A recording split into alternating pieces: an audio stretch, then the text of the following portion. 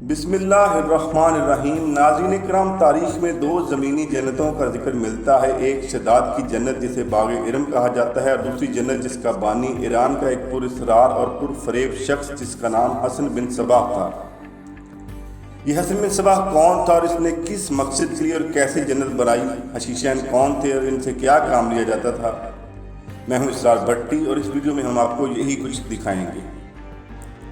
دوستو، آپ سے گزارش ہے کہ اگر آپ چینل پر نئے ہیں تو چینل کو سبسکرائب کر لیں اور بیل کے آئیکن کو بھی پریس کر لیں تاکہ اس طرح کی معلوماتی اور دلچسپ ویڈیوز کو نوٹیفیکیشن آپ کو سب سے پہلے مل سکے۔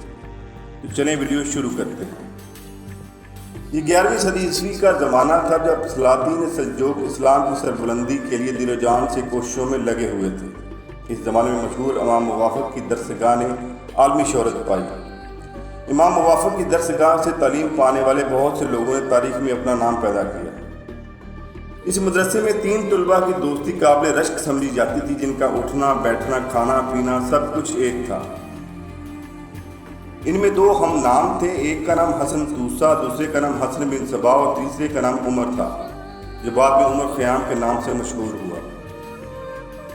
اس نے اپنی علمی دھاک اس طرح بٹھائی کہ آج تک اس کی علمی باتوں کو لوگ بطور حوالہ پیش کرتے ہیں۔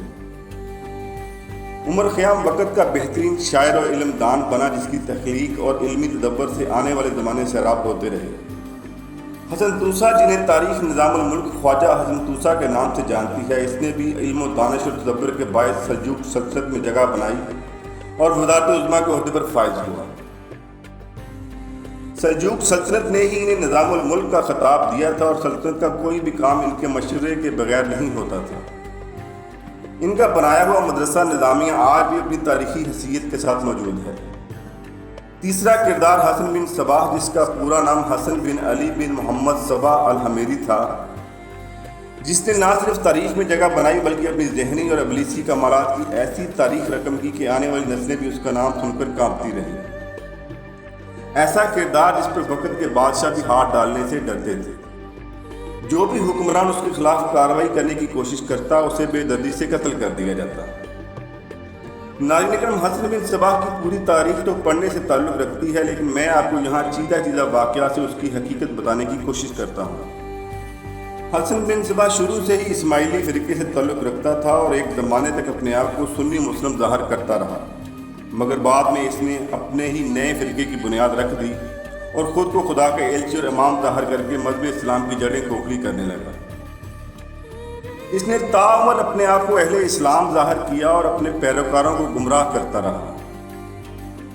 ہپناٹزم کا باقاعدہ آغاز سب سے پہلے حسن بن صباح نے ہی کیا تھا۔ اس نے مشہور زمانہ قلعہ الموت، جو کہ ایران میں ہے، وہاں اپنی حکمرانی قائم کی۔ یہیں پر مشہور زمانہ اور بدنام جنت قائم کی گئی، جہاں حسن بن صباح نے 35 برس تک حکومت کی اور 90 برس کی عمر میں طبعی موت مرا، کیونکہ کسی کو بھی اس کے قلعے کے قریب آنے کی ضرورت نہیں ہوئی۔ حسن بن صباح کو انسانی نفسیات، علم نجوم اور علم سحر پر عبور حاصل تھا۔ اس نے فدائیوں کی ایک ایسی جماعت بنائی جو دشمن تو کیا، حسن بن صباح کے ایک اشارے پر اپنے سینے میں خنجر اتارنے پر بھی گریز نہیں کرتی تھی۔ حسن بن صباح کی سب سے بڑی کامیابی اس کے فدائی ہی تھے، جو بعد میں حشیشین کے نام سے مشہور ہوئے۔ حشیش عربی زبان میں بھنگ کو کہتے ہیں۔ حشیش اور پرکشش لڑکیاں اس فرقے کی روحانی غذا تھیں۔ حسن بن صباح کی جنت میں یہی 2 چیزیں تھیں جو انسان کو ابلیس کا چیلا نہیں بلکہ مکمل ابلیس بنا دیتی تھیں۔ ناظرین کرام، جتنی بھی بھیانک اور دردناک وارداتیں حسن بن صباح نے کروائیں، وہ سن کر آج بھی رونگٹے کھڑے ہو جاتے ہیں۔ ایران کے پہاڑوں میں قلعہ الموت جیسے مشکل مقام پر حسن بن صباح نے خنجر بردار فدائی تیار کی اور بے بنا قتل و غارت کی۔ قلعہ الموت میں جنت قرار دیے جانے والا مقام ناقابل تسخیر دکھائی دیتا تھا اور اس نے خوبصورت لڑکیوں کا استعمال کرتے ہوئے جنت کا ماحول قائم کیا۔ اس نے جنت میں دودھ، شہد اور صاف پانی کے چشمے بنائے۔ جس جگہ یہ جنت بنائی گئی وہ جگہ ہی قدرتی حسن سے مالا مال تھی۔ سرسبز و شاداب مناظر کسی شخص کا دل موہ لینے کے لیے کافی تھے۔ جنتی حوروں جیسی لڑکیاں پوری دنیا سے اکٹھی کر کے یہاں لائی جاتی تھیں۔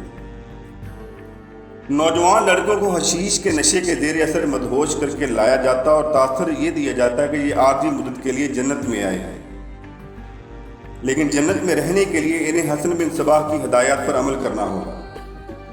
اس طرح انہیں فدائی بنا کر بہت سے افراد کو خنجر سے قتل کرنے کے مشن پر بھیج دیا جاتا۔ नौजवान लड़के जो कि एक रात जन्नत के मज़े लूट चुके होते थे, खूबसूरत और नौजवान लड़कियां और उनके दिलफरेब इशारे इनकी आंखों में मचलने लगते, तो ये नौजवान लड़के अपने शेख यानी हसन बिन सबा की हिदायत पर अमल करते ताकि दोबारा जन्नत में दाखिल होकर हूरों के मज़े लूट सकें। हसन बिन सबा ने अपने लिए शेख अल जबल का लक़ब मुंतखब किया था, यानी पहाड़ों का बुजुर्ग या आका।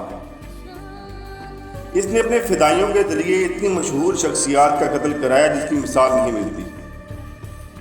हसन बिन सबा ने सलीबियों से गठजोड़ किया और सलीबियों के इशारे पर 3 मरतबा सुल्तान सलाहुद्दीन अय्यूबी पर जानलेवा हमला किया, लेकिन खुशकिस्मती से तीनों दफ़ा ये हमला नाकाम साबित हुआ। जब हसन बिन सबा का फितना बहुत बढ़ चुका तो सल्जूक सल्तनत के सुल्तान मलिक शाह ने इसके खिलाफ लश्कर कशी करने का फैसला किया।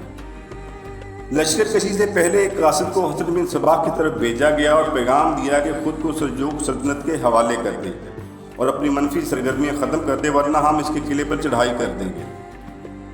कासिद ने पैगाम किला अल मौत में जाकर हसन बिन सबा को सुनाया तो हसन बिन सबा ने कहा कि मैं किसी की अताअत नहीं करता।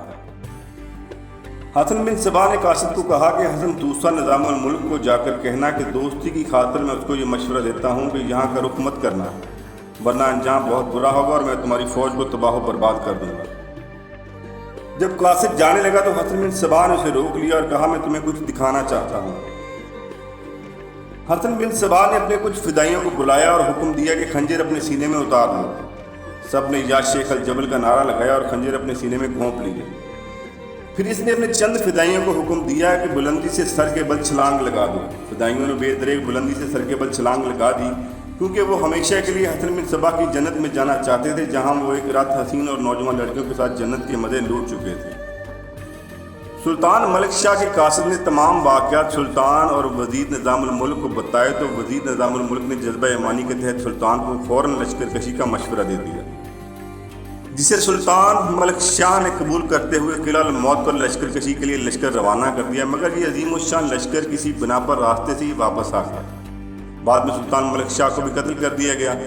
कत्ल करने का तरीका बहुत ही सादा होता था। फिदाई किसी न किसी तरह मतलूबा हदफ तक पहुंच जाता और उसे कत्ल करने के बाद एक बुलंद नारा लगाता, या शेख अल जबल तेरे नाम, और अपने सीने में खंजर घोंप कर अपना खात्मा कर लेता। ऐसे ही हसन बिन सबा ने वक़्त की आला शख्सियात और उलमा कराम का कत्ल करवाया, हत्ता कि अपने आखिरी दौर में फिदाई बाकायदा किराए के कातिल बन गए। फिदाई खुलेआम दिन दहाड़े अपनी वारदातें अंजाम देते थे। दहशत अंगेज़ी की यह तहरीक इतनी मुनज़्ज़म थी कि करीब जवार के बादशाह भी फ़िदायीन के नाम से थर-थर कांपते थे। हसन बिन सबा ने एक तवील उम्र पाई और किला अल मौत में ही उसकी मौत वाक़ हुई।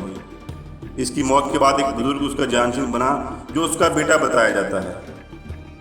नाज़रीन करम, कहा जाता है कि चंगेज़ खान के पोते मंगोल बादशाह मंगू खान पर हमला करने के लिए भी एक फ़िदाई रवाना किया गया, जो बदकिस्मती से पकड़ा गया। मंगू खान को इस पर बहुत गुस्सा आया। इसने अपने छोटे भाई हलाकू खान को हसन बिन सबा को सजा देने के लिए रवाना किया। हलाकू खान ने किला अल मौत की ईंट से ईंट बजा दी और हसन बिन सबा के जानशीन और आखिरी शेख अल जबल रुकनुद्दीन खौर को गिरफ्तार कर लिया और इसके तमाम बच्चों और हज़ारों फिदाइयों को कत्ल कर दिया गया। मर्द तो मर्द, हलाकू खान ने औरतों को भी नहीं बख्शा। हसन बिन सबा की जन्नत की हूरें भी कत्ल कर दी गईं। किला अल मौत के खंडरात आज भी ईरान में मौजूद हैं। दोस्तों, अगर वीडियो पसंद आए तो लाइक और शेयर ज़रूर कीजिएगा और चैनल को सब्सक्राइब ज़रूर कीजिएगा और कमेंट सेक्शन में अपनी कीमती राय के इज़हार से हमारी हौसला अफजाई भी ज़रूर कीजिएगा, ताकि इस तरह की मज़ीद मालूमाती और दिलचस्प वीडियोज़ आपकी खिदमत में पेश कर सकें। अस्सलाम वालेकुम।